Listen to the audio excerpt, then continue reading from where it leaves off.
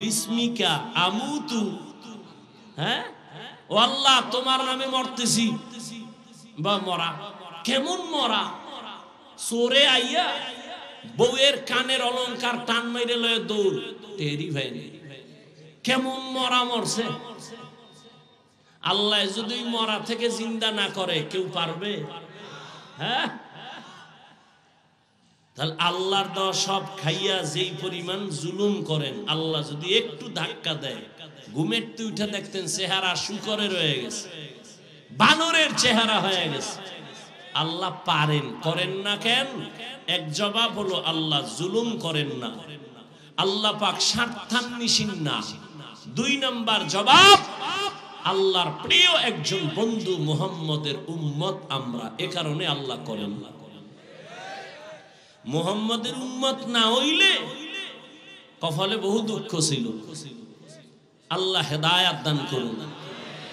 এরপরও আমাকে কপাল খারাপ, সে আল্লাহরেও চিনি না, আর যে আল্লাহর বন্ধুর জন্য আমাকে এত সুযোগ সুবিধা, সে বন্ধু মুহাম্মদ রেও চিনি না।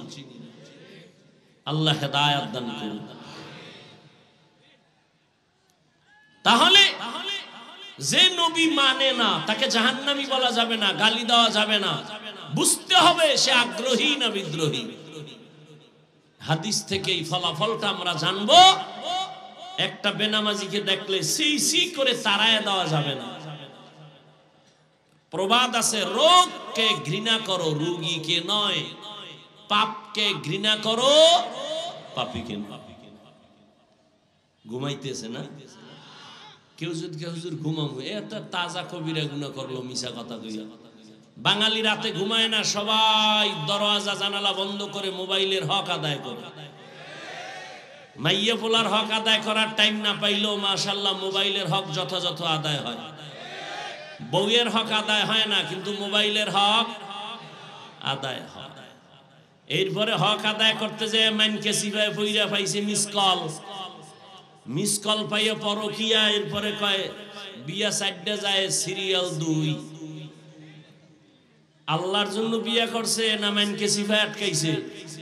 হ্যাঁ, এক বউয়ের হক আদায় করতে পারে না, ডবল নিয়ে চিন্তা করে। আল্লাহ হেদায়াত দান করুন। এবার আসেন সূরা নিয়ে কিছু আলোচনা করি। ওয়াল আসর, আসরের শপথ। সূরাটা যদিও বড় ছোট সূরা, কিন্তু সূরার পাওয়ার অনেক বেশি।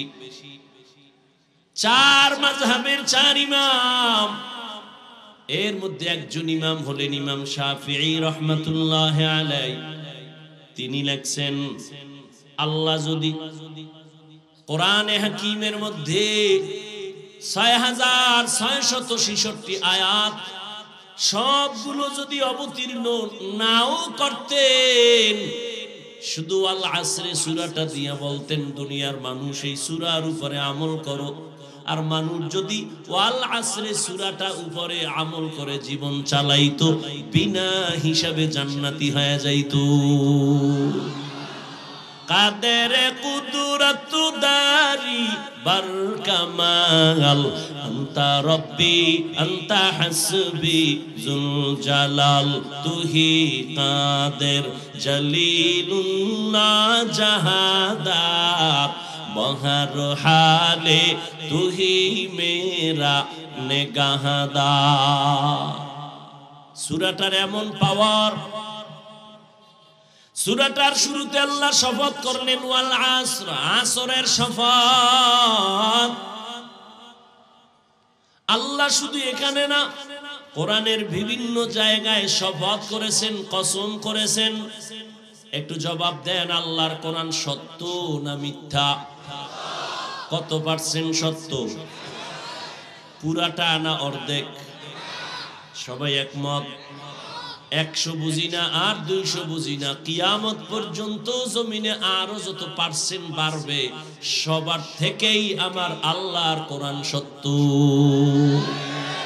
ই কালামে জিন্দা কুরআনে হাকিম, হিকমতে উলা ইয়াজালাস তো কদিম বাখা কুরআ কালামুল্লাহ বশনো কদিমাস্তি কদিমাস্তি নাইনো। আল্লাহ শপথ করলেন কোরআন সত্য। মিথ্যা প্রমাণ করার জন্য ১৫০০ বছর পর্যন্ত অপচেষ্টা কম করে নাই বড় বড় পণ্ডিতেরা। আর কোরআন এমন একটা কিতাব, যে কিতাব কোন সিন্ধুকে তালা দিয়ে রাখা হয় না। কোন হিন্দু ভাই যদি কয় কোরআন চাই, আমি টাকা দিয়ে বলবো নেও, কারণ এটা এমন একটা কিতাব যেটা ধরলেই অ্যাকশন শুরু। যে কিতাব খুইলা দেখবে অ্যাকশন, যে কিতাব তাকায় তাকায় দেখবে অ্যাকশন, যেই কিতাবটা পড়লেও অ্যাকশন, যেই কিতাবের আওয়াজ কানে শুনবে তাতেও অ্যাকশন। এমন একটা কিতাব যদি কারো ঘরের মধ্যে রাখো, ওই ঘর ফেরেশতারা পাহারা দিবে।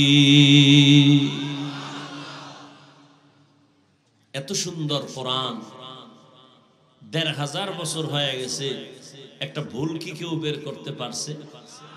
বরং বহু বিধর্মীরা আল্লাহর কোরআনের সামনে দাঁড়াইয়া ভুল স্বীকার করে কালেমা পড়েছে, কিন্তু কপাল বড় খারাপ, মুসলমানেরা এখনো সেই কোরআনের মর্ম বুঝলো না। কোরআনের মর্ম বুঝে নাই। ঘরের মধ্যে কোরআন আছে, ২০ বছর ৩০ বছর হয়ে গেছে, এমনও কপাল পরা আছে একদিনও খুইলাও দেখলো না যে ভিতরটা কেমন। অথচ নবীর দুশমন আবু জাহাল সারা জীবন নবীর বিরোধিতা করত, কিন্তু রাতের আধারে গোপনে একা একা নবীর ঘরের কিনারায় দাঁড়ায় নবীর জবানের তেলাওয়াত শুনতো। কারণ এটা এমন সুন্দর কথা, জমিনে কত গান, কত কবিতা, কত কিছুই শুনলাম, আল্লাহর কোরআনের মতো মজার আওয়াজ আর একটাও নাই। আছে একটা কবিতা বারবার বললে সবাই বিরক্ত হয়, কেউ এই কবিতা শুনতে চায় না, কিন্তু কোনদিন মসজিদের মুসল্লি বলে নাই হুজুর ১৫ বছর ২০ বছর আলহামদু সূরাটাই তো শুনলাম, এবার পাল্টাইয়া পড়েন। কেউ বলছে? বরং যার তেলাওয়াত আর কণ্ঠ যত সুন্দর, তার তেলাওয়াতে তত মজা। এই কোরআন সিনায় লাগাই ওরে যুবক, ওই কোরআনটা একটু বুকে লাগাও, খুইলা খুইলা তাকাও, দেখবা চোখের পাওয়ার বাড়তে থাকবে। এটা আমার মাওলার দেওয়া কালাম। আল্লাহ আরো কিছু কিতাব দিছিলেন, একটা কিতাব এখন সংরক্ষিত নাই, পুরাটা ভেজাল মুক্ত নাই, কিন্তু আমার আল্লাহর কালাম খোলামেলা আছে, একটা ভুল কেউ ঢুকাইতে পারে নাই। বরং এই ভুল বের করতে যায় বহু মানুষের জীবনের ভুল ধরা পড়ে কালেমা পড়লো। ও পীরগঞ্জের মুসলমান, এখনো যদি কোনো বিচক্ষণ ব্যক্তি শিক্ষিত বলতে পারো বাবা কোরআনে একটা ভুল আছে, প্রমাণ দাও, আমি এখন দাড়ি কেটে ফেলবো, নামাজ রোজা বাদ দিব, কারণ আমাদের সব কথার মূল পুঁজি হলো কোরআন। আল্লাহ আছে, দলিল কি? কোরআন। কিয়ামত হবে, দলিল কি? জান্নাত আছে, দলিল কি? জাহান্নাম গুনাহগারের শাস্তির জায়গা, দলিল সেই কোরআনে যদি ভুল থাকে তো সব ভুল, আর কোরআন যদি ঠিক থাকে তো সব ঠিক। আল্লাহ বুঝার তৌফিক দান করুন। ভাইরা আমার, আল্লাহ তাআলার কোরআন তো সত্য। সারা দুনিয়ার মানুষ যদি আল্লাহর কোরআন না মানে মিথ্যা হয়ে যাবে। বলেন না কেন? সারা দুনিয়ার মানুষ যদি বলে কোরআন মেনে নিলাম, মানার কারণে কি সত্য হবে? দুনিয়ার মানুষ কোরআন মানো আর না মানো, আল্লাহর কোরআন নিজ জায়গায় সত্য, কোনো সন্দেহ নাই। এরে আল্লাহর গোলাম, ওই কোরআন তো সত্য, তাহলে কসম করার কি প্রয়োজন ছিল আমার আল্লাহর? আমরাও তো মাঝে মাঝে কসম করি। কেন আমরা কসম করি? সন্দেহ দূর করার জন্য। যেমন বললাম ভাই আমার কথাটা এমন কয় বিশ্বাস করি না, তখন বলি কসম। কসম যখন খাইছো মেনে নিলাম। তাহলে আমগো কসমের উদ্দেশ্য কি? সন্দেহ দূর করা। আল্লাহর কোরআনে কি সন্দেহ আছে কসম খাইয়া দূর করছেন? নাই। শুধু নাই না, চ্যালেঞ্জ দেওয়া, লা রাইবা ফিহ। কোরআনে কোনো ভুল সন্দেহ নাই। এই যে পাগড়ি দিলাম, কয়জন রে? 20 জন ছাত্র, ছোট ছোট বাচ্চা। বাংলা ভাষা শিখার জন্য একটা বই পড়েছিলেন, 10 পৃষ্ঠার আদর্শ লিপি পড়ছিলেন। কথা কয় না ও ভাই, সত্য কথাটা স্বীকার করতেও কি আপনাদের সমস্যা? আদর্শ লিপি বই চিনে নি না, আর শিক্ষাঙ্গন যেইভাবে রং লাগাইছে চিনারও তো কথা না। আগে আমরা আদর্শ লিপি পড়ছি, সকালে উঠিয়া আমি মনে মনে বলি আমি যেন সারাদিন ভালো হয়ে চলি। মনে আছে? আদেশ করেন যাহা মোর গুরুজনে, আমি যেন সেই কাজ করি ভালো মনে। আর এখন ডিজিটাল যুগের পড়া, ক্রিং ক্রিং টেলিফোন, হ্যালো হ্যালো হ্যালো, কে তুমি কাকে চাও বলো বলো বলো, আমি ম্যাও হ্যালো ক্যাট বিড়ালকে চাই, জরুরি খবর আছে ডেকে দাও তাই, হামটিমা টিম টিম তার খাড়া দুটো শিং, তারা মাঠে পারে ডিম। কি ঠিক? বুঝা শুনে ঠিক কইও, ফিডা কিন্তু বন্ধ হয় নাই। ভাইরা আমার, একজনে কয় ভাই দাওয়াত, কয় আলহামদুলিল্লাহ, কয় আপনার বাড়ি, কয় নাউজুবিল্লাহ। জিন্দেগি মে বন্দগি তু কর নাহি, জিন্দেগি মে বন্দগি তু কর নাহি, जिंदगी बे बंदगी शर्मिंदा है, जिंदगी बे बंदगी शर्मिंदा है। খারাপ লাগে? যুবকরা আসো না, ঘুমাও, মোবাইলটা রাখ, এটা লই মরবি। মরার আগে কবি কাফনের ভিতরে ঢুকাইতে, কবরে যখন যাইবি না ফেরেশতা আইলে কবি আগে সেলফি, পরে প্রশ্ন। মর, মোবাইল লইয়া মর। এরে যুবক, রহমতের নবী কত কলিজা দিয়া মোহাব্বত করেছে যুবকেরে, বুঝো না রে যুবক। নবী বলেন আমি এমন কপালওয়ালা, জমিনে আইসা আমি একদিনও আমার আব্বাকে আব্বা বলে ডাকতে পারি না। কেমন কপাল আমার, 6 বছরে আমি আমার মারেও হারায় ফেললাম। সব আমার দুশ্মন, আমাকে রেডি হয় জবাই করার জন্য, হাঁটার পথে কাটা দেয়। আমি মুহাম্মদ, আমি আল্লাহর এমন প্রিয় গোলাম। আল্লাহ বলেন মুসারে আমি নবী বানাইছি, ইব্রাহিম আমার নবী, মুহাম্মদ আমার নবী, সবাই আমার বন্ধু। ঈসা আমার বন্ধু, মুসা নবী বন্ধু, ইউনুস নবী বন্ধু, দাউদ নবী বন্ধু, সুলাইমান আমার বন্ধু, মুহাম্মদ আমার বন্ধু। তবে ব্যবধানটা কি জানো? সব নবী রাসূলেরা আমার আল্লাহ তাআলার আশিক, আর আল্লাহ কয় আমি নিজে আল্লাহ মুহাম্মদের আশিক।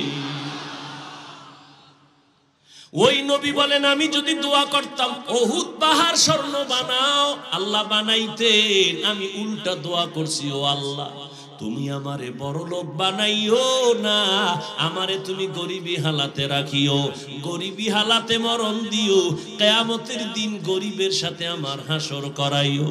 নবী কয় ও গরিবের দল, বড় লোকের বাড়ি গেরি দেখে মোটেও আফসোস করিস না, কিয়ামতের দিন ওই টাকাওয়ালা বাড়িওয়ালার 500 বছর আগে গরিব তুমি জান্নাতে যাইবা। নবী বলেন এই বিপদের সময় বিপদে পড়লে বাবারে টেলিফোন করি, বাবা কই, আমার উপরে বিপদ। বাবা দৌড়াইয়া হাজির হয়। আম্মা জানেরে বলি, মা তুমি তো আসতে পারবা না, একটু আমার জন্য দোয়া করিও। নবী কয়, আমার মাও নাই, আমার বাবাও নাই, আমি বড় এতিম অবস্থা, আমার চতুর্দিকে দুশ্মন, ওই সময় আমার কেউ নাই। বুড়ারা যারা ছিল আমার সবাই বিরোধিতা করেছে, যুবকেরা আমার উপকার করেছে। ও পীরগঞ্জের যুবক বলো, ১,৫০০ বছর পরে তুমি যুবক হইয়া আমার নবীর আদর্শের কি উপকার করলা বলো রে বাবা। আজকে যুবক হইয়া তোমার জীবনটা কেন নষ্ট হচ্ছে, একটু কি চিন্তা করছো? আল্লাহ কুকুর শুয়োরকে আল্লাহ জ্ঞান দেয় না ভালো মন্দ যাচাই করার, আল্লাহ মানুষকে দিছে, কেন তুমি ভাবো না রে বাবা? ৪০ বছর পর্যন্ত তোমার চেহারাটা কখনো নষ্ট হবে না, অথচ মাত্র ২৫-৩০ বছর তোমার চেহারায় কেন আকর্ষণ নাই? তাকাইলে কেন মায়া লাগে না? তোমার চেহারায় কেন নূর নাই? দরওয়াজা জানালা বন্ধ করিয়া সারাটা রাত মোবাইল হাতে নিয়া কবিরা গুনাহ কবিরা গুনাহ কবিরা গুনাহ কইরা কইরা কাটাইছো। মাও জানে না, বাবাও জানে না, সবাইর দরজা বন্ধ রাখছো, কিন্তু আমার মাওলারে ফাঁকি দেওয়া যায় না। আমার আল্লাহ তো জানছে তুই রাতের বেলা কি অন্যায় করেছো। আল্লাহ বেজার হইয়া তোর চেহারার নূর নষ্ট করে ফেলেছে। শুধু কি তাই বাবা, ওরে ভালো করে বাসায় গিয়া গুগলে সার্চ দিয়া দেখিস, মোবাইল দেখলে তোর দেহের কি ক্ষতি হয় ভালো করে লেখা আছে। এই মোবাইলের কারণে চোখের পাওয়ার নাই, তোমার হার্ট দুর্বল, ব্রেন দুর্বল, মাথা ব্যথা আগের তুলনায় বেড়ে গেছে, তোমার বুকে ব্যথা বেড়ে গেছে, কিডনির ক্ষতিও হচ্ছে, খবর নাই।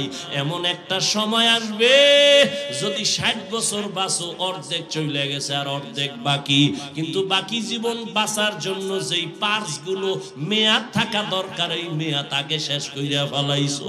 কানের মেয়াদ নাই, চোখের মেয়াদ নাই, বাইসা থাকবি পঙ্গু হইয়া বাঁচা লাগবে। আমার চোখ থাকবে, পাওয়ার থাকবে না, হাত থাকবে, শক্তি থাকবে না, জীবন থাকবে, যৌবন তোমার থাকবে না। ওই সময় কান্না কইরাও কোনো লাভ হবে না, আপন কাউকে চোখের পানি মুছার জন্য পাশে পাইবা না। জিন্দেগি মে বন্দগি তু কর নাহি, जिंदगी बे बंदगी शर्मिंदा है, जिंदगी बे बंदगी शर्मिंदा है। यहाँ हम सब मुसाफिर, दिल ना लगा, अहले दिल की नजर से रूह करता जा। यहाँ हम सब मुसाफिर, दिल ना लगा, अहले दिल की नजर से रूह करता जा। शाह दौलत सब फकीर घर नेक नेहे, शाह दौलत सब फकीर घर नेक नेहे। जिंदगी में बंदगी तू कर नहीं, जिंदगी में बंदगी तू कर नहीं, जिंदगी बे बंदगी शर्मिंदा है, जिंदगी बे बंदगी शर्मिंदा है। जिंदगी में बंदगी कुन बंदगी, बंदगी बे जिंदगी शर्मिंदगी। ও আল্লাহর গোলাম, আল্লাহ বিবেক দিছে, একটু ভাবো। থানার আসামিরে পুলিশ বেতের বাড়ি দেয়, চোখে পানি নাই, আর কোরআনের বাগানে আইসা মানুষের দিল নরম, চোখে পানি হাউমাউ করে কান্না করে। এটা চিন্তার বিষয়। এতগুলো মানুষ পীরগঞ্জের মাঠে যদি কেউ দুনিয়ার টাকাওয়ালা জমা করতে চাইতেন, কত পেরেশানি তার নিতে হইতো। এই মানুষগুলো আনার জন্য, আসা যাওয়ার জন্য ফ্রি গাড়ি দেওয়া লাগতো, ঠিক নেই? আবার বসার জন্য ভিআইপি চেয়ার, ফাঁকে ফাঁকে নাস্তা, না হয় চেয়ারের বাড়ি। আবার এই মানুষগুলোকে নিয়ন্ত্রণের জন্য আবার কত পুলিশ, কত প্রশাসন। বিবেকওয়ালারা একটু ভাবো, এই পীরগঞ্জের মাঠে রাত্র 12টা, ঘুমের চিন্তা নাই, খানার চিন্তা নাই, মানুষগুলো নিজের পকেটে টাকা ব্যয় করে কেউ হাঁটিয়ে আসছে, বসার বিছানা নাই, মাটি আর কাদা বালুর মধ্যে বসে গেছি। বড় ছোট ভেদাভেদ নাই, কে মাওলানা, কে গায়েরে মাওলানা, কে ধনী, কে গরিব, সব একাকার হয়ে পড়ছে। এতগুলো মানুষরে নিয়ন্ত্রণের জন্য একজন পুলিশও নাই, প্রশাসনের কেউ নাই। সব ময়দান চুপচাপ, মনে হয় যেন কি নেওয়ার জন্য আসছে, কি যেন হারায় ফেলছে। সব আওয়াজ বন্ধ। কেউ যদি টেলিফোন করে মোবাইলটা অফ করে রাখবে, রিসিভ করবে না। ও বাবার একটু ভাবো, এটা কেমন করে সম্ভব? 1500 বছর আগে আমার মদিনাওয়ালা রসুলের আদর্শ মানার কারণেই সম্ভব। ইমামুল আউয়ালিনাল আখিরিন বাহরে সাদকা রাহমাতাল লিল আলামিন সাইয়্যিদুল কাউনাইন খাতমুল মুরসালিন আখিরামত বুদে ফখরুল আউয়ালিন। মোনাজাত পর্যন্ত ধৈর্য হবে? আল্লাহ সবাইকে কবুল করেন। ও যুবক বাবারা, কথাগুলো একটু শক্ত বলি, কিন্তু মোহাব্বতের কোনো কমতি নাই। যদি একটা যুবক বইলেই ফালাও, হাফিজ ভাই একটু প্যান্ডেল সাইরা নিচে আইয়াম গো, পাও দুইটা যদি ধরতেন আমরা নামাজ ছাড়তাম না। বল, আমি লাফ দিয়া নিচে আসি। ও বাবা, জীবনটা এভাবেই চলে গেল, রাত নাই দিন নাই, পাগলের মতো সারা দেশে দৌড়াই। ফজরের পরে বয়ান, জোহরের পরে বয়ান, সারা জিন্দেগি কিসের রৌদ্র আর বৃষ্টি। পাও ধৈর্য ধৈর্য বয়ান করি, মনে হয় যেন তোমার টাকার কেনা আমি গোলাম। আবার ফাঁকে ফাঁকে মাপ চাই, কষ্ট পাই শুনি রে বাবা, মাফ কইরা দাও। আবার মোনাজাতেও ক্ষমা চাই। এত নরম হইয়া কেন বুঝাই? তুমি তো আমারে বেতন দাও না, বরং তুমি আমার বিরোধিতা করো, ফেসবুকে লেখো, ফাঁকে ফাঁকে গালি দাও। এরপরও একটা গালির জবাব দেই না রে বাবা। এর একমাত্র কারণ মদিনাওয়ালা নবীর আদর্শ কলিজায় লালন করি। আমার নবী আর আসবে না, এই উম্মতের নবীর আদর্শের বয়ান আলেমরাই করতে হবে। একটা মানুষ যদি দিনের লাইনে চলে আসে, জীবনের কষ্ট সার্থক হয়ে যাবে। ও পর্দার আড়ালের আম্মা জানেরা, বোনেরা, না খাইয়া কষ্ট করে আম্মা জান এই ঠান্ডার ভেতরে আপনারা কত কষ্ট করে আসছেন। দেওয়ার মতো কিছুই নাই, তবে কলিজাটা দিয়া দোয়া করব। আমি হাফিজুর রহমানের দোয়া কবুল হবে না, কিন্তু এই মাঠের মধ্যে বহু আল্লাহর গোলাম আছে যাদের দোয়া কবুল না হয় ছাড়বে না। ওরা যদি আমিন কইয়াই দেয়, দোয়া কবুল হয়ে যাবে। দোয়া করব, হে মালিক, আমাদের হাতে দেওয়ার কিছু নাই। ও আল্লাহ, তোমার কাছে কোনোটার অভাব নাই। তুমি কিছু দেওয়ার না দাও, আমার মুরব্বী, আমার বয়োজ্যেষ্ঠ যারা, আল্লাহ এদেরকে ইব্রাহিম নবীর আদর্শওয়ালা জীবন দান দান করেন। আমার কলিজার প্রত্যেকটা যুবকের ইসমাইল নবীর আদর্শওয়ালা জীবন দান করেন। আমার পর্দার আড়ালের মা বোনদের আল্লাহ পাক হাজেরা আলাইহা সালাম আর নবীর মেয়ে ফাতেমার আদর্শ দান করেন, বলেন আমিন। আল্লাহ শপথ করলেন এখানে না, আরো অনেক জায়গায়, ওয়াত্তিন ওয়াজ্জাইতুন ওয়া তুরি সিনিন ওয়া হাযাল বালাদিল আমিন ওয়াস সামাই যাতিল বুরুজ ওয়াল ইয়াউমিল মাউউদ ওয়া শাহিদিন ওয়া মাশহুদ ওয়াদ দুহা ওয়াল লাইলি ইযা সাজা মা ওয়াদ্দাআকা রাব্বুকা ওয়া মা ক্বালা লা উকসিমু বিয়াউমিল কিয়ামাহ ওয়া লা উকসিমু বিন নাফসিল লাওয়ামা। আল্লাহ পাক বারবার কসম করেন, তিনের কসম, জৈতুনের কসম, তুরে সিনার কসম, নিরাপদ শহর মক্কা নগরীর কসম। আল্লাহ কসম কেন করলেন? তার সংক্ষিপ্ত জবাব, আল্লাহর সব কথাই সত্য, গুরুত্বপূর্ণ, তবে যেই জিনিসের উপরে কসম করছেন ওই জিনিসটা বড় দামি, বুঝাবার জন্য। দ্বিতীয়, কসমের পরে যে কথা বলবেন এই কথাগুলো অনেক দামি, গুরুত্বপূর্ণ, এদিকে মানুষের অন্তর আকৃষ্ট করার জন্য। আল্লাহ বলেন ওয়াল আসর, আসরের শপথ, তার মানে আসর বড় দামি একটা সম্পদ। এই আসরটাকে যারা মূল্যায়ন করবে, কাজে লাগাবে, এরা দুনিয়ায় বাদশাহ, পরকালেও বাদশাহ। আসর বড় দামি একটা সম্পদ। জানি না ধৈর্য হবে কিনা, আল্লাহ তৌফিক দিবেন কিনা। তাহলে আমি আসর নিয়ে কিছু কথা যদি পারি শেষে বলবো। আল্লাহ কসম খাইয়া কি বলেন? ইন্নাল ইনসানা লাফি খুসর। কসমের পরের কথা গুরুত্ব আছে না নাই? কসমের কারণে তো গুরুত্ব বেড়ে গেল, কিন্তু আল্লাহ পাকের কুদরত। আবার আল্লাহ তাকিদ দিলেন ইন্না, নিশ্চয়ই, একটা না, আবার তাকিদ দিলেন লাফি, লাম তাকিদ, অবশ্যই সব মানুষগুলো জাহান্নামে যাবে।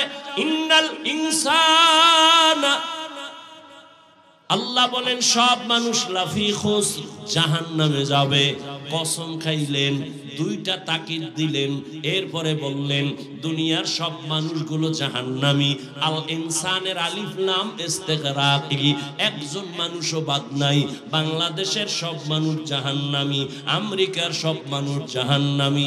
আল্লাহ কসম খাইয়া বলছেন, দুইটা তাকিদের সিল লাগায় বলছেন নিশ্চয়ই সব মানুষগুলো জাহান্নামী। সন্দেহ আছে? এত দূর হইনা বাড়ি গেলে উপায় কি? যে আল্লাহ কসম খাইছে, দুইবার তাকিদ দিছে, সব মানুষ জাহান্নামী, তার ওয়াজ হইনা লাভ কি? বাড়িল, কথা শেষ। কিন্তু নামের ব্রেক লাগানো আছে, ইল্লা, সব মানুষ জাহান্নামে যাবে, কিন্তু 4 গুণওয়ালা মানুষ জাহান্নামে যাবে না। আবার ওদিকে নবী কি কইছে? কুল্লু উম্মতি ইয়াদখুলুনাল জান্নাহ, সব উম্মতেরা জান্নাতি। তাহলে বিড়ি টানলে আর অসুবিধা কি? নবী কইছে সব উম্মত জান্নাতে যাবে। নবী কয় আমিও কিন্তু নামের ব্রেক লাগায় দিছি, সব উম্মত জান্নাতে যাবে, কিন্তু আমারে যারা মানে না তারা জান্নাতে যাবে না। আল্লাহ বলেন সব মানুষগুলো জাহান্নামে যাবে, কিন্তু 4 গুণওয়ালা মানুষ জাহান্নামে যাবে না। মোনাজাত দিয়ে দিমু? অনেকে তো ইশারায় বলতেছে দেওয়ার জন্য। হ্যাঁ, এই যে বলছি উঠবেন না, কাউকে উঠতেও দিবেন না, জায়গা ধোয়াই হালাইবেন, উঠতে গেলে আস্তে শোয়াই দিবেন, ঘুমা। আচ্ছা, আপনাদের দীর্ঘ টাইম বসার অভ্যাস না থাকলে ভিতরে ঢুকছেন কেন বলেন তো? কত আল্লাহর বান্দারা এই যে চারিদিকে দাঁড়ায় আছে, এভাবে আপনিও বাইরে দাঁড়াইতেন, ফাঁকে ফাঁকে বিড়ি টানতেন, আবার আইতেন, ওয়াজ শুনতেন, ঝামেলা হইতো না। ভিতরে ঢুইকা কত সাদা দাড়িওয়ালা মুরব্বী, আলেম ওলামা বসা, এদের ডেঙ্গিয়ে জুতা 2টা হাতে লয়ে যাইতেছেন, আপনার ভয় লাগে না? আপনি ভিতরে ঢুকলেন কেন? আপনাদের মতো মানুষের জন্য তো ওই মাদ্রাসা কমিটিওয়ালারা মাইক লাগাইছে বাইরে, যেন বিড়িও টানা পারে, বয়ানও শুনতে পারে। নাহলে বাইরে মাইক দেওয়ার তো কোনো দরকার ছিল না। বাইরে মাইকগুলি দেওয়াই তুই লইছে গাঞ্জাখোর বিড়িখোরের লেগে। এটি নামাজ পড়ে না, ফজরও নাই, জোহরেও নাই, আসরেও নাই, মাগরিবও নাই, এশাও নাই, বয়ান শুনি আর বিড়িটা না। আল্লাহ হেদায়াত দান করুন। বলছি না বয়ান বক্তার বাহাদুরিতে হয় না, মাওলায় বলাইতেছেন। এটি কি লেখে লইস, লেখেও জানি সম্ভব না। আর একটু সামনে আগাবো। আল্লাহ সবাইকে কবুল করুন। আরে বে আপনারা তো ঘুমাইবেন পুরা 11 মাস 29 দিন, ইচ্ছারও ঘুমাইবেন, একদিন একটু কষ্ট। তবে আপনি আকাম কইরা গুনাহ কইরা কত রাত ঘুমান না।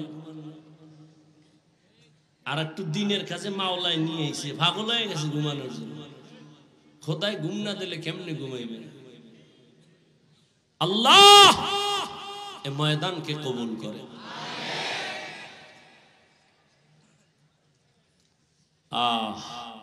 তো আল্লাহ বলেন সব মানুষগুলো জাহান্নামে যাবে, কয় গুণওয়ালারা জান্নাতে যাবে। প্রথম গুণের নাম ঈমান, দ্বিতীয় গুণের নাম হলো নেক আমল। ওলাসের সূরা তো সবাই পারেন, কিন্তু মৌলিক কিছু কথা একটু শুনে যান। ওলাসের সূরাটা কি কইয়া যাইতেছে আমাদের। সব মানুষ জাহান্নামে যাবে, 4 গুণওয়ালা মানুষ জান্নাতে যাবে। প্রথম গুণ হলো ঈমান, দ্বিতীয় গুণ হলো নেক আমল। কয়টা হইল? আরো বাকি কয়টা? ভালো করে খেয়াল করেন। বাকি 2 গুণের প্রথমটা হলো ঈমান ও আমলের দাওয়াত, অন্যকে দেওয়া। 4 নাম্বার গুণ, যারা ঈমান আমলের বিরোধিতা করে তাদের বাধা দেওয়া। বাধা দিতে গেলে বিপদ আসবে, ধৈর্য ধারণ করা। তার মানে সহজ কথা, ঈমান আমলের দাওয়াত দাও, এর নাম তা'মুরুনা বিল মা'রুফ, অন্যায়ের বাধা দাও, ওয়া তানহাউনা আনিল মুনকার। এবার ভাগ করতেছি। 4 গুণের প্রথম 2টা ঈমান আর নেক আমল, এই 2টা গুণ হলো আল্লাহর হক। কার হক? বাকি 2টা গুণ হলো বান্দার হক। আল্লাহর হকে যদি ত্রুটি থাকে আল্লাহ বলেন আমি মাফ করব, কিন্তু বান্দার হক যদি ত্রুটি করো, বান্দা যদি ক্ষমা না দেয়, আমি আল্লাহ ক্ষমা দিব না। সূরা আসর থেকে কি জানলেন? যাদের ঈমান আছে, নেক আমল করেন, এখনো কিন্তু জান্নাত রেডি না, আরো কয় গুণ বাকি। ঈমান আনছেন, নেক আমল করেছেন, মাত্র 2টা আল্লাহর হক, আরো 2টা গুণ আপনার বাকি আছে। ঈমান আমলের দাওয়াত অন্যকে দিবেন, যারা উল্টা পাল্টা করে বাধা দিবেন, ন্যায় ভালো কাজের আদেশ দিবেন, অন্যায় বাধা প্রদান করবেন অন্যকে। এখন দাওয়াত দিবেন, তাও সিস্টেম আছে। অন্যায় একজনে করে, তারে বাধা দিবেন কেমনে, তারও নিয়ম আছে, মন গড়া না। এলাকায় কোন এক বুজুর্গ আইছে, ঘাড়ের উপর একটা থাপ্পড় দিয়ে যদি কোন কিও হুজুর জিকির টিকির ঠিক মতো করেননি, এটা আদব হবে? আদব হবে না। একজনে অন্যায় করে, লাঠি নিয়ে আগে ফিডাফিডি শুরু করবেন। ইসলাম এটাকে বলে না। ইসলাম বলে শাসন করো, শোষণ করবা না। শাসন করার নাম ইনসাফ, শোষণ করার নাম জুলুম। ও স্বামী, আল্লাহ পাক 2 দায়িত্ব, আল্লাহর হক, ঈমান আর নেক আমল। এই 2টা দায়িত্ব যারা পালন করেন, তারা শুধুমাত্র আল্লাহর হক আদায়ের রাস্তায় আসছেন। বাকি 2টা গুণ আছে বান্দার হক। ঈমান আমলের দাওয়াত দিবেন, যারা ঈমান আমলের লাইনে নাই, অন্যায় করবে বাধা দিবেন। এই দুইটা গুণ যাদের এখনো নাই, আপনার জান্নাত এখনো পূর্ণ রেডি হয় নাই। এখন কথা হলো, ঈমান আর আমলের দাওয়াত অন্যকে দিবেন, অন্যকে। এবার অন্যের বয়ান শুনেন। ইয়া আইয়ুহাল্লাযীনা আমানু কু আনফুসাকুম ওয়া আহলিকুম নারা ওয়াকুদুহান নাস ওয়াল হিজারা আলাইহা মালাইকাতুন গিলাযুন শিদাদুন লা ইয়াসুনাল্লাহা মা আমারাহুম ওয়া ইয়াফআলুনা মা ইউমারুন।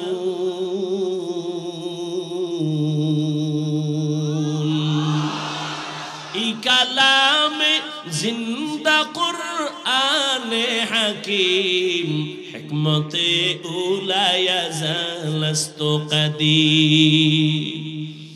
আল্লাহ কয়, মুমিন জাহান্নামের আগুন থেকে নিজেকে বাঁচাও, তোমার আহালকে বাঁচাও। ওয়াল আসরে সূরার আলোচনাগুলো শুনেন। জাহান্নাম থেকে নিজেকে বাঁচাও, এটা 1 নাম্বার দায়িত্ব। দ্বিতীয় দায়িত্ব তোমার আহালকে বাঁচাও। তৃতীয় দায়িত্ব তোমার সমাজের বাঁচাও। 4 নাম্বার দায়িত্ব উম্মতের বাঁচাও। এবার কে কারা হাল? সন্তান মা বাবার হাল। ও মা বাবা, জাহান্নাম থেকে নিজে আগে বাঁচেন, সন্তানকে বাঁচান। স্বামী স্ত্রী আপনার আহাল। ও স্বামী, জাহান্নাম থেকে আপনি আগে বাঁচেন, আপনার স্ত্রীকে বাঁচান। ও ইমাম ও খতিব সাহেব, মুসল্লি আপনার আহাল। আপনি জাহান্নাম থেকে আগে নিজেকে বাঁচাবেন, এরপরে মুসল্লিদেরকে বাঁচাবেন। ও আল্লাহর গোলাম, ও এলাকার মেম্বার, কমিশনার, ওয়ার্ডের মানুষকে আগে নিজে বাঁচেন, ওয়ার্ডের মানুষকেও জাহান্নাম থেকে বাঁচান। ও চেয়ারম্যান সাহেব, আপনি ইউনিয়নবাসীকে বাঁচাবেন, আগে আপনিও বাঁচবেন। ও এমপি সাহেব, আপনিও জাহান্নামের আগুন থেকে বাঁচেন। আপনার সদস্য যারা আপনার আসনে, তাদেরও বাঁচাবেন। সরকার প্রধান, আপনিও জাহান্নাম থেকে বাঁচেন। আপনারা হালপুরা দেশবাসী, এদেরকেও বাঁচান। উলামায়ে কেরাম জাহান্নাম থেকে বাঁচবেন। গোটা দুনিয়ার উম্মত আপনারা হাল, উম্মতেরও বাঁচাবার দাওয়াত দেন, চেষ্টা করেন। মা বাবা, সন্তানের হক আদায় করেন। অনেক মা বাবা কান্না করে, সন্তান আমার হক আদায় করে না। আমি বলি, আব্বা জান, আম্মা জান, সন্তানের হক আদায় করছেননি? ঈমান আমল নিজে আনছেন, সন্তানের দাওয়াত দিছেননি? ও স্বামী, ঈমান আমল আনছেননি আর স্ত্রীকে দাওয়াত দিছেননি? কয় দেওয়ার রাস্তাই তো নাই, বিয়া করছি ডানা কাটা ভরি। এইরকম এক ভেজাল লাগিয়ে গেছে। বাঘের বাচ্চা, যারে শয়তান ভয় পায়, 27 বছরের যুবক, ওমরের আদালত। বাবাই গিয়া দাঁড়ায় বলে, আমার সন্তান আমার হক আদায় করে না। ওমর তো ওমর, কথার আগে তরবারি রেডি। তুমি ছেলের বিরুদ্ধে বিচার দিলা, ছেলে কই? কয় বাড়ি। না, আমি বাদী আর বিবাদী দোনোজন লাগবো, ডাকাও। ছেলেরে ডাকাইছে, তুই বাবার হক আদায় করো না কেন? ও কাঁপতেছে আর কয়, খলিফাতুল মুসলিমিন, বেয়াদবি মাফ করবেন, আমার কি কথা বলার অনুমতি আছে? কয় আছে, বলো। বলে, আমার হক আব্বার উপরে, আমার মা বাবার পক্ষ থেকে কি আমার উপরে কোনো হক আছে? বলে আছে। জানতে পারি? বলে পারো। ওমর বলে, 1 নাম্বার হক বলবো?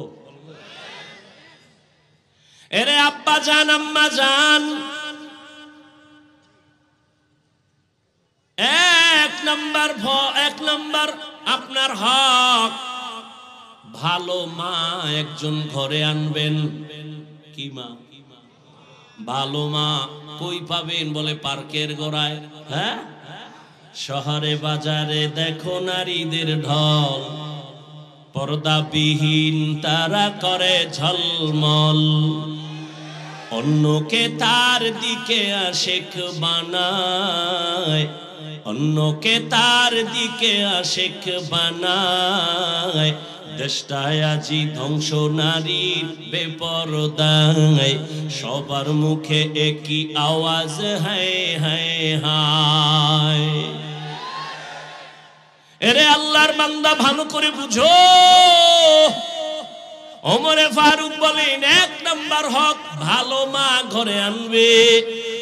ছেলে ডাক দিয়ে কয় খলিফাতুল মুসলিমিন আমার আব্বাই হক আদায় করে নাই, ভালো মা ঘরে আনে নাই, ডানা কাটা ভরি নিয়ে আসছে। ডানা কাটা ভরির মানে কি, ও ঘরে আইয়া শুধু ডানা কাটবে। ঘরের মধ্যে আইয়াই কয় তোর বাবার ব্যবহার ভালো না, ডানা খারাপ, এটারে বাদ দে। কিছুদিন পরে কয় তোর মায়ের ডানাও ভালো না, বাদ দে। কয় করুমু কি, কয় শহরে ফ্ল্যাট ল। ফ্ল্যাট লইয়া শ্বশুর শাশুড়ি বাদ লইয়া গেছে ফ্ল্যাটে। এবার ছেলে একদিকে, বউ আর একদিকে দৌড়ায়। কিছুদিন খাইয়া এবার বউ কয় তোর ডানাও খারাপ, তোর কল্লা আর ডানা কাইটা আমি হিজরত করা শুরু করলাম। ঠিক নি?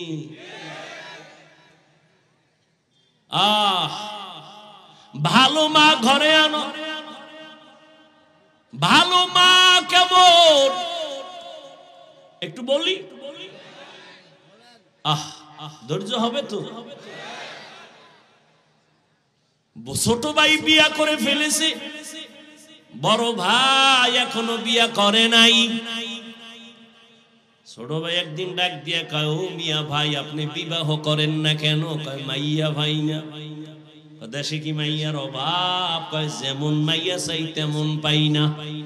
খুব যুবকেরা শুনিস, তোকে কপালে বিয়া নাই। যেই পরিমাণ মোবাইলে অ্যাডভান্স হয়ে আসো, কপালে বিয়া নাই। আর যদি থাকেও তো বউ পাবি না, পাবি জল্লাদ। জুতা মোবারক দিয়া তোরে ফিডাইয়া জাল মিডাইব বিয়ার স্বাদ কেমন। কয় না হুজুর টেনশন নাই, কোরআন শপথ করছে কোরআন। আমি কই মাইয়া যে কোরআন লইছে সিরিয়াল কত? কয় কেমনে কই? আমি কই তোর সিরিয়াল যত মাইয়ার দাও তত। তোর সিরিয়াল কত? কয় 3। 2 মাইয়ার পরে এটা 3। আমি কই মাইয়াও 2 ফলার পরে তুই 3। আল খবিসাতু, কথা কন না? হ্যাঁ, খবিসের সাথে খবিস। তেঁতুল গাছ লাগায় যদি কয় আল্লাহ 2টা আম দিও, হবে? কোনদিন না। এক বেচারা দেহে আদরের ভোলা লইয়া কি সুমা খায়, বাবা খায়, আমি যদি একটা পাইতাম। এক হুজুরের দ্বারে গেছে, হুজুর অমুকে দেহি ছেলে লইয়া খুব আদর করে, আমারও মন চায় একটু যদি দোয়া করতে। যা 1 বছর লাগবো। ঠিক আছে, 1 বছর অপেক্ষা করছে, কি ছেলেও নাই মাইয়াও নাই। মাথা গরম হয়ে গেছে। আবার দৌড়, হুজুর কি দোয়া করলেন? ছেলে তো ভাই না, মাইয়াও ভাই। আপনাকে দোয়ায় বোধহয় অ্যাকশন নাই, পরের বাড়ি খান তো। হুজুর বলে আমাকে দোয়া ঠিক আছে, তুমি বিয়া করছো? কয় না।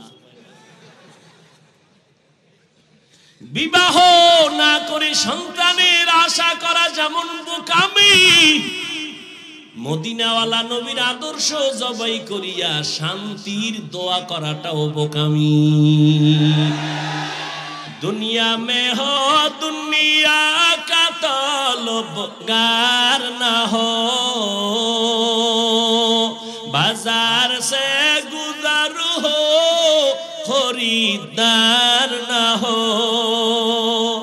ये दुनिया एक मिसल कागज फूल है, ये दुनिया एक मिसल कागज फूल है। जिंदगी में बंदगी तू कर नहीं, जिंदगी में बंदगी तू कर नहीं, जिंदगी में बंदगी शर्मिंदा है, जिंदगी में बंदगी शर्मिंदा है। বড় ভাই বলে মেয়ে পাই না বিয়ে করার মতো। ছোট ভাই মনে মনে ভাবছেন একটা সম্ভ্রান্ত পরিবারের মাইয়া বোধহয় ভাই চায়, খোঁজ লাগায় পাইছে এক কোটিপতির মেয়ে। ভাইকে বললেন ভাই তোমার কপাল খুলছে, সম্ভ্রান্ত পরিবারের একটা মেয়ে পেয়েছি। এবার ভাই ডাক দিয়ে কয় কেমন? অনেক সুন্দরী রূপসী। কয় না আমি গরিবের মেয়ে চাই। কয় কেমন একটু খুইলা কও। এবার বড় ভাই কয় আমার ফাইনাল কথা, আমি একজন বউ এমন মাইয়া চাই যেই মাইয়া আমার বউ হইয়া আমার ডান হাতটা ধইরা আমারে জান্নাতের দিকে নিয়ে যাবে। ছোট ভাই কয় মাপসাই তোর কপালে বিয়া নাই। বড় ভাই কয় শোন, আমার মাওলায় যদি কবুল করে সময় বেশি লাগবে না। পাগল হইছ কেন? তোর কপালে যদি বিয়া থাকে তো মাইয়া তো আরো আগে আল্লাহ বানাইছে। পাগল হইছ কেন? পাগল হয়ে গেছে। মায় কয় তোরে কোটিপতির সুন্দরী এনে দেবো, কারণ আমার ফেতনি বালা, আমার কোটিপতি লাগতো না। এরপর কি করছে? ওটারে পাওয়ার জন্য আরেকজনের জবাই করছে।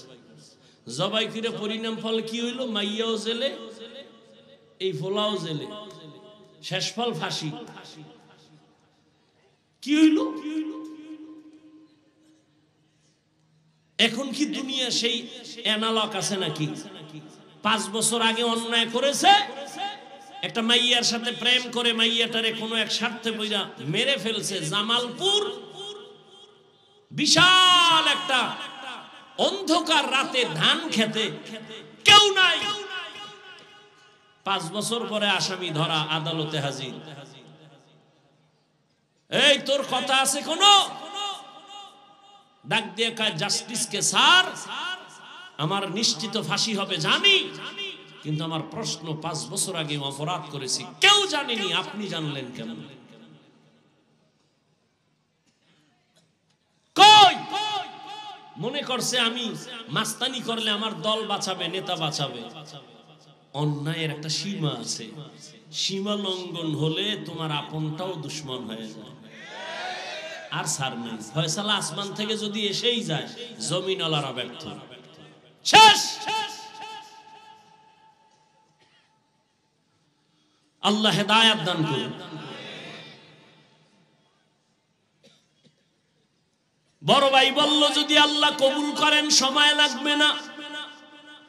এই বইলা বড় ভাই ধৈর্য ধারণ করেছে আর নামাজ পড়ে আল্লাহর কাছে দোয়া করেন, ও আল্লাহ তুমি আমার জীবনের ফুলের বাগান সাজাবার জন্য একটা নেককারিনী মেয়ে আমারে দিয়া দাও। দোয়া চলতেছে, অন্যদিকে খবর আসছে পাশের এক এলাকায় এক বুজুর্গ আল্লাহওয়ালা আছেন, মানুষ তার থেকে দোয়া নেয়। দৌড়ায় গেল, ফজরের নামাজ পড়লো, সালাম দিয়া বলেন হযরত আমি আপনার একটু নেক দোয়া নিতে আসছি, দোয়া করেন। ও বাবা বিয়া করছুনি? কয় না। কেন করো না? তোমার ভাই কয়জন? এইজন। কয় ছোট ভাই কি করে? কয় বিবাহ করে সন্তান হয়েছে। তুমি কেন করো না? বড় ভাই 2 ফোঁটা চোখের পানি ছেড়ে কয় হুজুর আমি এমন একটা মেয়েকে বিয়া করতে চাই যেই মেয়েটা আমারে হাত ধইরা জান্নাতের দিকে নিয়ে যাবে। হবে কিনা জানি না, তবে আমার মাওলার কাছে দোয়া ফেরত যাবে না, চোখের পানি ফেরত যাবে না। হঠাৎ মসজিদের মধ্যে হুজুরে বসে বসে এই ভাইয়ের সাথে কথা বলে, জানালার বাইরে থেকে একটা আওয়াজ আসতেছে, কচি কণ্ঠে একটা কন্যা সালাম দিছে, আসসালামু আলাইকুম হযরত কেমন আছেন? আমি এই এলাকার এক গরিবের কন্যা সন্তান, আপনার একটু দোয়া নেওয়ার জন্য আসছি। অনেকে দোয়া চায়, আমিও দোয়া চাই। কি দোয়া চাও মা? বয়স কত? এত। কয় তোমার বিবাহ হয়েছে কিনা? কয় না। কেন তোমার বিয়া হয় না? বয়সের সীমানা তো পারায়া যাচ্ছে। মেয়েটা ডাক দিয়ে কয় হুজুর আমি আমার আল্লাহর কাছে দোয়া করতেছি এমন একজন স্বামী আল্লাহ যেন আমারে দেয়, আমার হাত ধইরা যেন জান্নাতে নিয়ে যায়। তোমার আমার কাছে অভাব, আমার মালিকের কাছে কোনোটার অভাব নাই।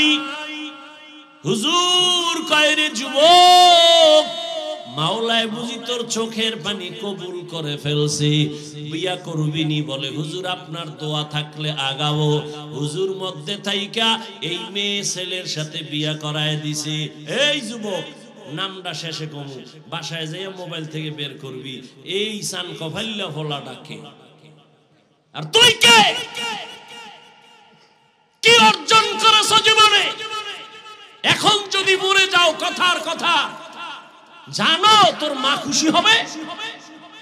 তোর কপাল এত খারাপ যে তুই এখন মরলে তোর শিক্ষক খুশি, হুজুরেরা খুশি। কেন?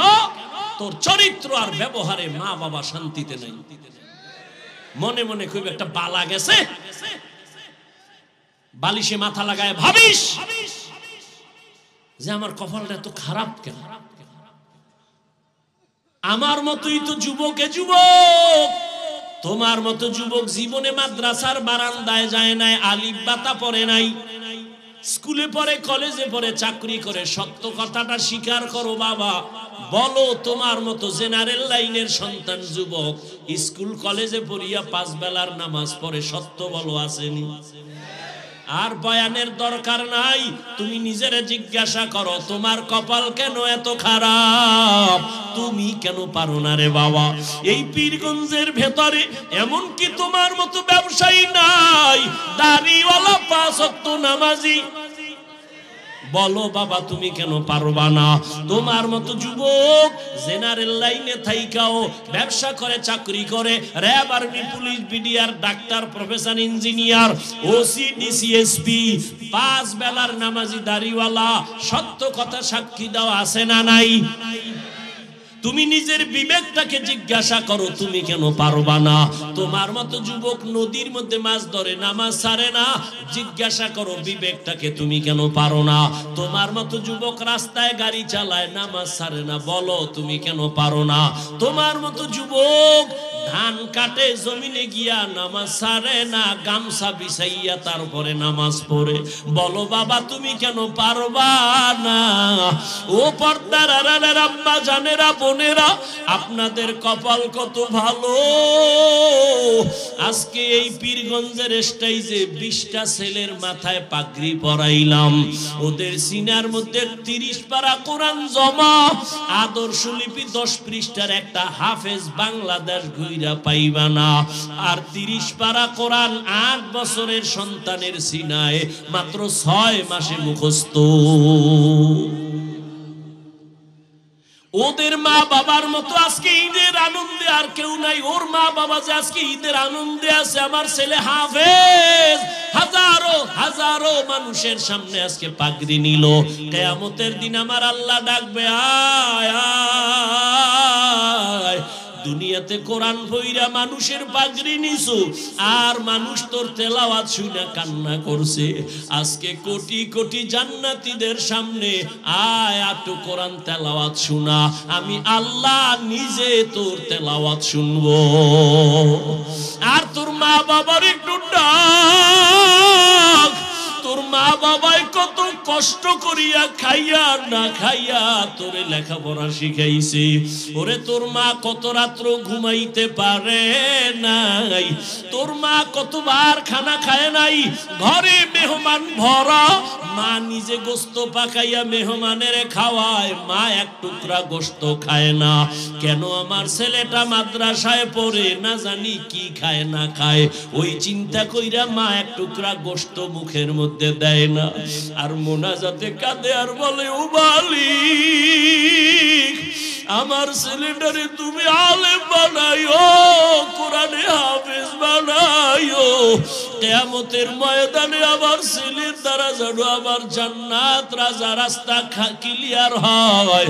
ও মা বোনেরা, আপনারা কি পারেন না একটা ভালো ছেলের মা হইয়া কবরে যাবেন? ওরে আপনারা তো নবীদের মায়ের মতো দামি মা, আপনারা তো সাহাবায়ে কেরামদের মায়ের মতো দামি মা। খাদিজা রাদিয়াল্লাহু আনহার মতো দামি নারী ফাতেমা রাদিয়াল্লাহু আনহার মতো দামি নারী, আপনারা তো আয়েশা রাদিয়াল্লাহু আনহার মতো দামি নারী। ও পর্দার আড়ালের আম্মা জানেরা, আপনারা তো ইসমাঈল নবীর মা হাজেরা আলাইহিস সালামের মতো দামি নারী।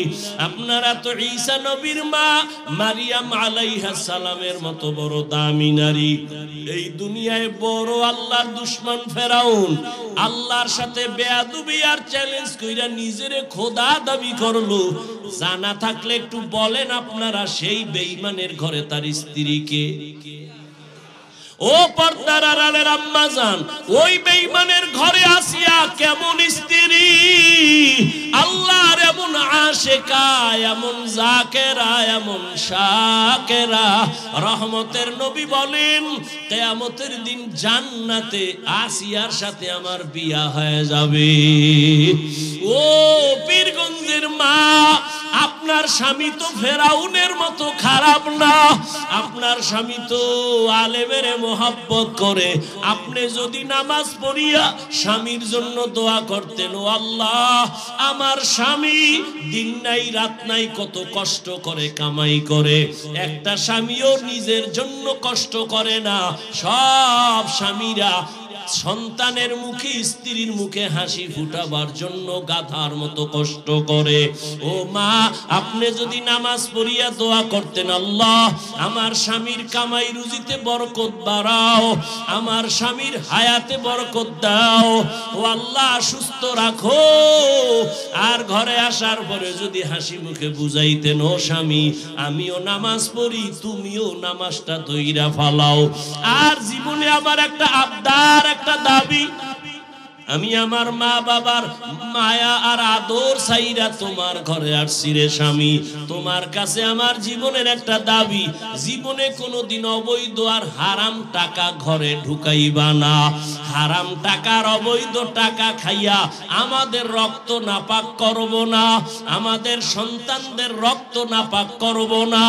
এরে আম্মা জান, স্বামীটাকে যদি বুঝাইতেন, আপনার স্বামী জীবনেও অবৈধ হারাম টাকা ঘরে নিত না, 5 ওয়াক্ত নামাজ পড়তো।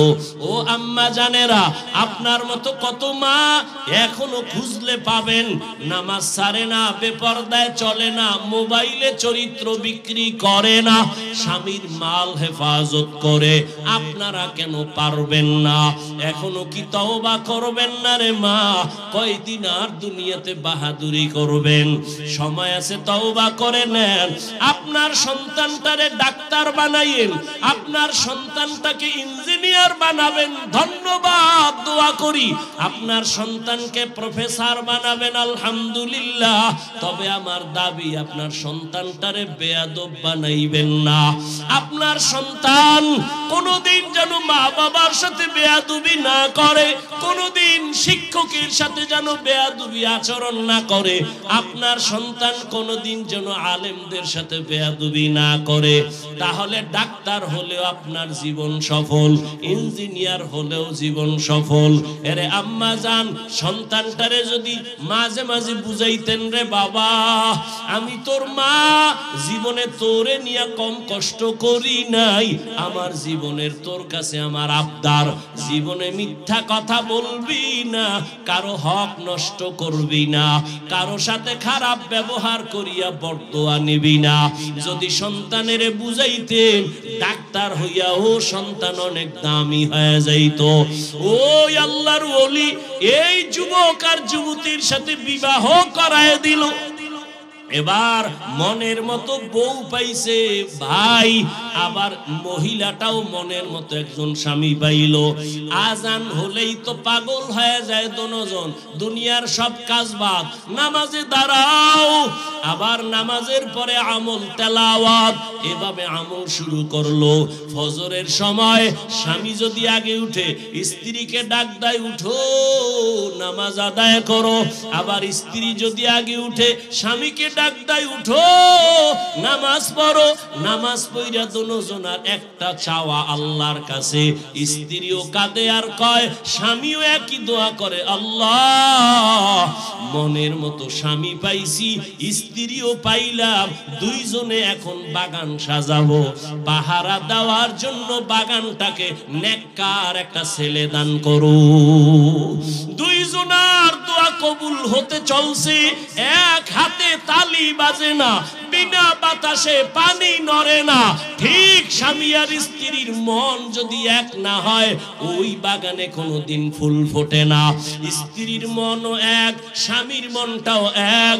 দুইজনে কান্না করে দোয়া করতেছেন, হে মালিক নেককার সন্তান দিও। আল্লাহ এমন একটা সন্তান তাদের দান করলেন। এই সন্তান দুনিয়াতে আসা মাত্র ডান কানে আজানের আওয়াজ, বাম কানে ইকামতের আওয়াজ। 7 দিনের দিন চুল ফালায় একটা সুন্দর নাম রাখছে। নাম রাখার পরে এবার সন্তানটারে আদব শিক্ষা দিতেছে। আদব শিক্ষা দিয়া এমন একটা আদর্শের সন্তান মা বাবা উপহার দিয়া গেল। ইতিহাসের পৃষ্ঠা যদি খুলো বাবারা, নামটা দেখবা স্বর্ণাক্ষরে লেখা। গুগলে সার্চ দিয়া বাসায় গিয়া বাইর কইরো, ওই দুইজনার মিলন মেলার বাগানের ফুটন্ত গোলাপ এমন এক সন্তান বীর যোদ্ধা হইয়া ঈমানের পাওয়ার নিয়া বাইতুল মুকদ্দাসে গেলেন। বাইতুল মুকদ্দাস জেরুজালেমে যাইয়া ইহুদি বেঈমানের হাত থেকে প্রথম কিবলা বাইতুল মাকদিসকে হস্তগত করে ফেললেন। ওই মালয়েশিয়া, রাশিয়া সব বেঈমানের মোকাবেলায় বিজয়ের পতাকা উড্ডীন করলেন। ওই সন্তানের নাম এমন কোন ইতিহাসবিদ নাই জানে না, এমন কোন শিক্ষিত মানুষ নাই জানে না। এমন বীর পুরুষকে যার শিক্ষা নিয়ে যার অবদানকে কেউ অস্বীকার করতে পারে না। মিশর হাতে নিয়ে নিল, রাশিয়া হাতে নিয়ে নিল, বাইতুল মুকদ্দাস ইহুদিকে নিপাত করে হাতে নিয়ে নিল। এই ভাগ্যবান ভাগ্যবতী মায়ের সন্তান, ভাগ্যবান বাবার সন্তান, ইতিহাসের পৃষ্ঠায় তার নাম সুলতান সালাউদ্দিন আইয়ুবী রহমাতুল্লাহ আলাইহি। ও যুবক, গুগলে সার্চ দিয়া দেখো সুলতান সালাউদ্দিন আইয়ুবী কে। আজকেই বের কইরা দেখ কেমন মায়ের, কেমন বাবার, কেমন সন্তান। সুলতান সালাউদ্দিন আইয়ুবী গোটা দুনিয়াকে আলোড়ন করে ফেলেছেন, রাষ্ট্র চালাইছেন, আবার জুমার নামাজও পড়াইছেন। একেই তো বলে ইসলামের নেতা, একেই তো বলে ইসলামের একজন সিপাহ সালার। মদিনার রাষ্ট্র চালাইছেন আমার নবী, আমার দুনিয়ার রাষ্ট্র চালাইছেন আবু বকর, ওমর, ওসমান, আলী। চালাইয়া দেখাইছে রাজনীতি যদি করো জান্নাতে যাওয়ার রাস্তায় গিয়া করিও, দান্দাবাজি আর চান্দাবাজি যদি করো কবরে যাওয়ার আগে কপাল নষ্ট হয়ে যাবে। রাজনীতি কইরা কি জান্নাতে যাওয়ার রাস্তা নাই? কথা বলেন না কেন? কপাল খারাপ। ব্যবসায়ী ভাই, ব্যবসার লাইনে থাইকা জান্নাতের পথ খুঁজো। ওই বেঈমান ফেরাউন এত বড় টাকা আর ক্ষমতার মালিক, তার ঘরের স্ত্রী আসিয়া আমার মাওলার এমন আশেকা হয়ে গেছে, দুনিয়া থেকে বিদায়ের আগে জান্নাতের চেহারাটা আল্লাহ তারে দেখায় দিছে। ও যুবক বাবারা, ও বৃদ্ধ বাবাজিরা, আপনাদের মতো কত বুড়া বাবারা হাতের মধ্যে লাঠি নিয়ে মসজিদে গিয়া 5 বেলার নামাজ পড়ে, আপনি কেন পারবেন না? ও যুবক, আমিও যদি তোমার মতো চিন্তা করিয়া আমি প্যান্ট শার্ট টাই লাগায়া দাড়ি কাইটা রাস্তায় ঘুরতাম, কেউ আমারে বাধা দিত না। এই টুপির কারণে মাথা গরম, দাড়ির কারণে যৌবনের ভাব চলে যায়, কম বুঝি না। লম্বা জামাটা পরার কারণে শরীরটা গরম লাগে, কম বুঝি না। এই আর 10 মিনিট সময় দিবা? ভালো করে বুঝো। আমি এখানে চেয়ারে বইসাই কিন্তু বলেছিলাম এখানে আসতেও কপাল লাগে, বসতেও কপাল লাগে। মা বাবার জন্য দোয়া কইরা যাইতো বাবা কপাল লাগে। সবার কপালে দোয়া নসিব হয় না, সবার কপালে বেহেশতের বাগানে টিকে থাকা নসিব হয় না। হেদায়েতের মালিক আল্লাহ। ও যুবক, আমিও যদি তোমার মতো ওইভাবে চলতাম কেউ বাধা দিত না, কিন্তু না, তুমিও মুসলমান আমিও মুসলমান, তোমার আমার আল্লাহ এক, নবী এক, কোরআন এক, কাবা এক, ধর্ম এক, কালেমা এক। অথচ আমি টুপি খুলতে লজ্জা পাই, তুমি টুপি দিতে লজ্জা পাও। আমি দাড়ি কাটতে লজ্জা পাই, তুমি দাড়ি রাখতে লজ্জা পাও। আমি পর্দা না করলে লজ্জা পাই, তুমি পর্দা করতে গেলে লজ্জা পাও। আমি মসজিদে না ঢুকলে লজ্জা পাই, তুমি মসজিদে ঢুকতে গেলে লজ্জা পাও। অথচ তুমিও আল্লাহ মানো, নবী মানো, কোরআন মানো, হাদিস মানো। কেন বাবা এত দূরত্ব? বুঝি না রে বাবা। তুমি ভুলে আসো নাকি আমি ভুলে আসি তাও বুঝি না রে বাবা। চিন্তা ভাবনা কইরা দেখলাম যত লাইন থাকুক না কেন আমার মাওলার কোরআন সত্য, নবীর কথা সত্য, কোনো মিথ্যা নাই। যুবকেরা আরেকবার জিজ্ঞাসা করি পিছনের কথা, আল্লাহর কোরআন যে সত্য কোনো সন্দেহ আছে?